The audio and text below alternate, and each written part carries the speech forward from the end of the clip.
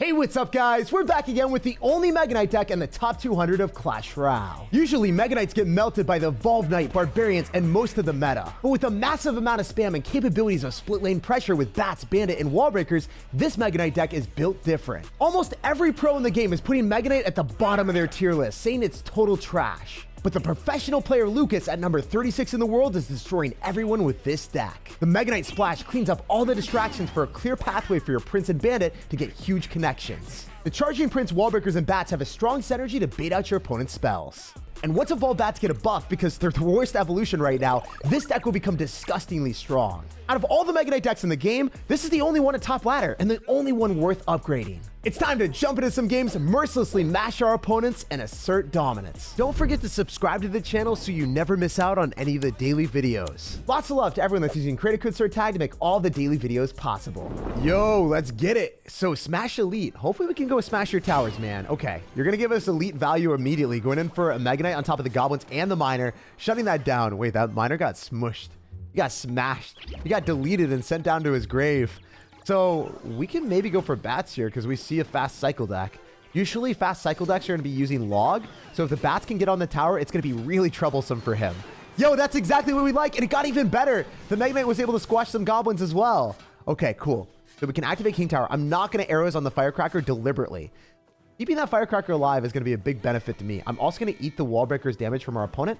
And I'm going to go for my own Wall Breakers here. Notice how the Firecracker whiffs, doesn't hit the Wall Breakers, and then gives us the King Tower activation. It's a beautiful sight to see for me.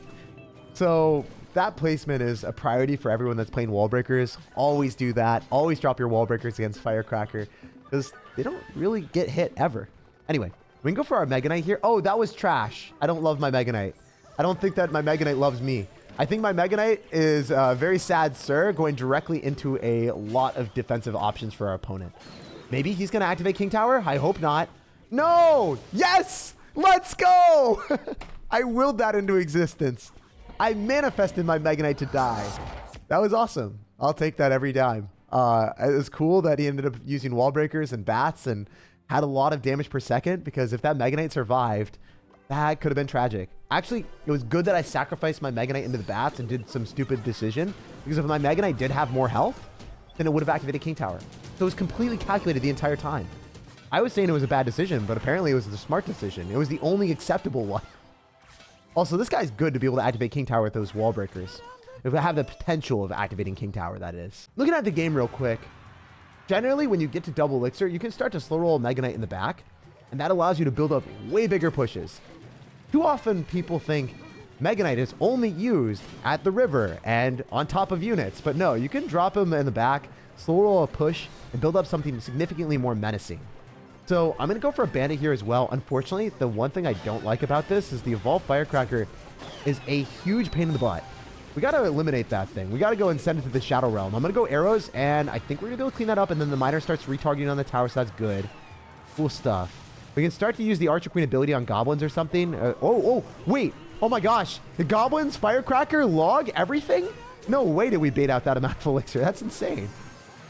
Wall Breakers, I'm going to ignore it all day long, man. I don't know what you're thinking with that. You actually expect me to defend Wall Breakers?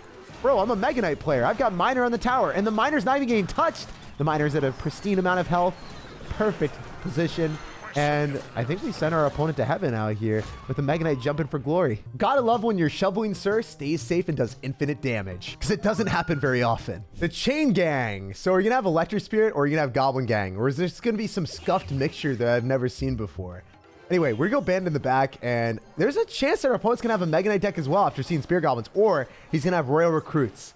Lots of people in the meta are running Royal Recruits with Spear Goblins and tons of spammy cards. Oh, wait, the Prince connected to the tower. He wasn't ready. He thought he would have enough elixir, I guess, for the Barbarians and the Musketeer and the Spear Goblins, but he barely didn't. That's beautiful for us. We go for the Mega Knight, bounce back the Barbarians, and he's going to hog right on the other side with the Bomber. Okay, cool. I'm so thankful that we have Evolved Bats in our deck. Oh, well, that is interesting. I think we're to arrows here. What a weird position to be in. Oh, don't activate King Tower. Don't you dare. Don't you dare do that. Okay. This is one of the reasons that Mega Knight is not played at the highest level of gameplay, because everyone that is like a top 2,000 player activates King Tower every time against Mega Knight. So, bit of a difficulty here for us, but as you guys saw, I saw that he was going to activate King Tower, so I was like, okay, well, if you don't have Elixir, then I'm going to go in for the Wall Breakers, because the Mega Knight is still going to be tanking for a little bit of time. And then if the Mega Knight's tanking and you go in for a small spell, then both Wall Breakers still connect to the tower if you're using like a Zap or a Snowball, because the Wall Breakers don't die there. Okay, we know he's going to have Zap, and he's not going to have that in cycle immediately. He's going to have to go and cycle a couple cards to get to it. So I was kind of hoping he wouldn't end up doing that. I was really hoping that that wasn't the case. And now he's laughing at me right now. You know what? We're going to bounce back and beat you, dude. That's how it's going to roll. Especially if I can go for arrows on top of all of your bait cards and the Prince connects. This is going to be awesome. Yo, he wasn't ready. We're going to give him the no. Not today, sir. He thought he was going to get a clean getaway there, but we cleaned up and locked onto the tower for a clean connection. So I want to see what we can do. Maybe we can go and bait out... I want to bait out the barbarians. I really want to bait out the barbarians. If we can make that happen, that would make me happy.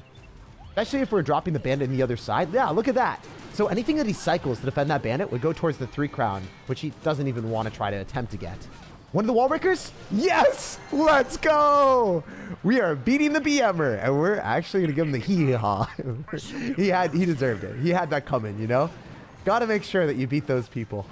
All right, so the game is still far from won, but we're having a lot of fun. I'm going to go for bandit as well. Maybe go in. Oh, no, that card's scary. Yeah, those things, they scare me. They're one of the best evolutions in the game after becoming the worst for a while. You know what? What if we do this?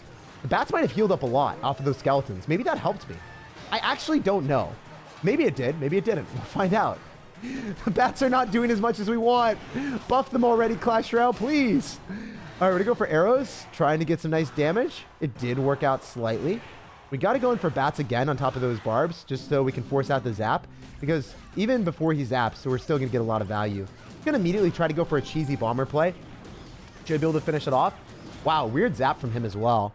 You know what? Go miner, pull back the barbarians with the miner, and then go wall breakers. No, he's not dropping barbarians. What is he doing? I think the wall breakers connect. Yes, sir. GG. I'm so glad to beat you, man. We feasted on your towers like the mini P.E.K.K.A devours pancakes. Hey, what's up, Lucas? So, he's not going to be dropping anything at the start, and you know what? We kind of stole this deck from the professional player, Lucas.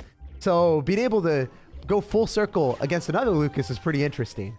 Our opponent's going to have Mega Minion, so it's probably going to be a Lava Hound deck. Let's go click the Archer Queen ability and keep it alive, and then go in for dual lane pressure. So, I'm going to have the Archer Queen go to the left. I'm going to go for Bandit in the right. And maybe we can bait out barbarians in the middle. Okay, he's going to eat the Archer Queen damage. That's 2 hits on the tower. 600 damage relatively for free. I think our opponent would have responded if I hadn't went for the bandit in the right. So we stole a lot of his elixir with the barbarians. Also, now Lava Hound's coming down. Our Archer Queen's out of cycle, but there's also no barbs in cycle. So typically they're going to have Tombstone and barbarians to go and counter your bridge spam. So if they don't have one of them in cycle, it's good to apply dual lane pressure and be like, hey, what are you going to do now? And I guess this guy's answer is just completely all in for the win. Okay. All right, we're going to go for bats here, and we're trying to 3-crown him. Generally, when this type of stuff happens, I want to be playing a little bit more aggressive as well, because I will not be able to defend all of my towers. It is for sure that I will lose at least one. I'm going to go click the Archer Queen ability, because it should be able to melt the rest of our opponent's stuff, and then I might be able to drop another ability on offense. Wait, we didn't lose the tower yet. 18 HP strong. Let's go. Get at me, bro. I'm going to go Bandit, and then we're expecting to Tombstone relatively soon, so I'm not going to go Wall Breakers. Okay. Wait, we can click an ability, maybe? Oh, blessed! Let's go, Archer Queen. Get some extra damage. Can I keep this 18 HP tower alive? I think so. I believe. Is it worth it? The answer is definitely not, but I want to do it anyway.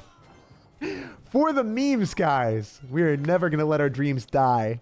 Okay. I can go in for wall breakers here and then immediately go bats, preoccupy our opponent with the wall breakers, get his eyes darting at the wall breakers instead of the bats. That's so nice. I'm really happy that that worked out. Sometimes you can captivate your opponent in situations that they shouldn't be, and then they focus on something that they shouldn't, and then they drop like the wrong cards, and you're like, well, you responded a little bit too slow, sir. Okay. Let's click the Archer Queen ability. I think that... How did it die to Tombstone Skeletons but get its ability off in the face of Evolved Barbarians? I don't understand. Someone make it make sense, because it doesn't make sense to me. Anyway, in this type of environment, it's better to try to go straight for the 3 crowns. So, it's been a weird game. I don't want to lose a tower. I want a clean 3-0 victory. That's what I'm aiming for. So I got to go for the evolved bats. I need this Mega Knight to lock onto the tombstone fast. I need these bats to lock on as well. No, no, no, don't take a tower. Wait, this game is really weird because I can't stop this balloon. I need to take it right now or never. Okay. We won a clean 3 crown to only losing 1 tower. The rest of it was not even sketchy in the slightest, right, guys? Always awkward playing against Lava Hound when you have minimal anti-air answers, but if you apply constant opposite lane pressure, you can still jump up and collect a win. Angel, you finished 674 in the world. Let's go. We're going to send you into hell. I spam. We bam. We bridge spam. Oh my god, he's actually going to lose. No way. It's a miracle. Oh no, we're not going to win. Are we? I actually have no idea. Oh! Oh! He wasn't ready! No freaking way that happened. That was incredible. I really thought I lost. And honestly, the only explanation is Angel wasn't blessed enough to win the match. So this guy might be a doctor. He's going to go in for a barbarian at the start, and I don't know if he's going to heal that thing up because it's gone immediately. Pounced on by the prince. Barbarian and then Ice Wizard and Baby Dragon screams graveyard at us. So in this type of matchup, you want to be playing really aggressive in single elixir when you've got bats. Think about it from this standpoint. If you're dropping bats and your opponent isn't able to necessarily go in for a graveyard plus poison, it's going to cost a lot of elixir for them to ever make anything meaningful happen. If they graveyard it, already costs 5. If they drop a tornado, that's going to be 8 elixir to go and counter bats and then get damage on your tower. So I'm going to miner here, and then I'm going to go for either wall breakers or bats. I think wall breakers are going to be a little bit worse because, okay, what I was thinking is he was going to go in for like a tornado on top of the Mega Knight and activate King Tower, but he didn't even get that chance. Dang, he just got deleted. I didn't understand that the game would be that easy. But that's what Mega Knight does. You know, when people overcommit just once, you just trounce their towers. So solid stuff. Doctor's not able to heal anything up. He needs to go to a doctor, and this game is completely over.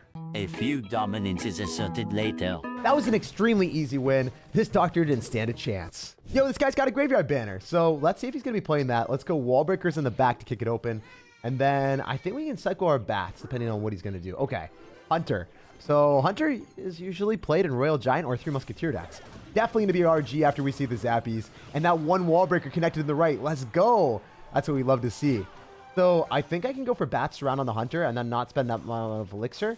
The only thing that's slightly bad for us here is like, what if he's got balloon? Because I don't have Arch Queen, I don't have bats in cycle. If he randomly has a balloon deck with Hunter, I would be astonished.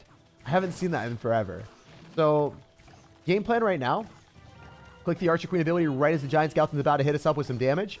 And then I don't know if we have to respond to that. Yeah, we do. Oh, that was so smart. Well played, well played, well played. I'm going to go Bandit as well. It's going to dash right into the bomb afterward, hopefully. Nice. That's exactly what we tried to do. We used the invulnerability of the Bandit so she did not get squished by the bomb. And then she's going to dash on the tower too. Wait, I could pre-arrows on goblins? Nah, he's not going to drop anything. That Bandit was the MVP. That was crazy. It literally survived a bomb, blasted through on the RG, and then locked onto the tower too after giving us insane value. So, I mean, 3 elixir for a bandit like that, it feels like it's kind of better than the Golden Knight. I think Golden Knight is the worst champion in the game right now. You spend 4 elixir, and then you have to spend another elixir for the dash, and then sometimes it just dashes on like one thing, and you're like, well, the bandit would do that for free, so I don't know. Anyway, we're going to go for a miner here because the Mega Knight's going to be tanking for the miner so we can get a lot of extra damage. If he goes in for a hunter, that's totally fine for me. I want to start applying pressure on both sides. Reason is, if you know that your opponent doesn't necessarily have like the best answers, you want to start surprising them with elixir that they don't want to be spending. So, for instance, like we haven't seen any cheap cycle cards from our opponent, but I think that's an okay play most of the time. That specific moment, it wasn't that good. He just dropped his fisherman, and the fisherman cost 3 elixir. The prince cost 5, so I 100% overspended there. I'm going to go in for wall breakers, and then he's going to drop a small spell on them. Yeah, he's going to drop his Barbaril. Let's go for Mega Knight in the back, and then we can go in for an Archer Queen, and then Bats, and then Bandit, and just spam everything that we have to crush this RG as fast as we possibly can. So yeah, let's roll with that, and then we'll go for our Bats as well, and just try to damage it down, because as long as the Royal Giant doesn't knock back our stuff, we're fine. We're not going to get knocked out of the game then. It's going to not knock back the RG counter of the Mega Knight, so that's good. And then I think we go for a miner again and then go Prince. Best way to win this type of matchup is just digging away at your opponent's tower with a miner while the Mega Knight tanks for everything. It's going to be practically impossible to break through that Giant Skeleton right now. So I'm going to go click the Archer Queen ability when he starts to get a little bit closer to us. Go and drop that right now. Arrows on top of all of his units in the middle. And then go in for Mega Knight at the river. So if we can go Mega Knight and then Bats and then Miner, we're just constantly keeping up the pressure. But this time with Evolved Bats, he's going to have to arrows. And then if he doesn't have arrows, we can go for Wall Breakers. Oh, no, he caught it. Man, I wish you didn't catch that with the Hunter. Even if you Barbarian, I don't know if it's going to come... Oh, yes! I was going to say, it wasn't going to come down in time for the Wall Breakers. But I had absolutely no foresight in seeing that Mega Knight jump on the tower, too. We won in both type of ways. Even if the Wall Breakers were shut down, the Mega Knight would have slammed down the win. Like, subscribe for more daily videos, and have an amazing rest of your day.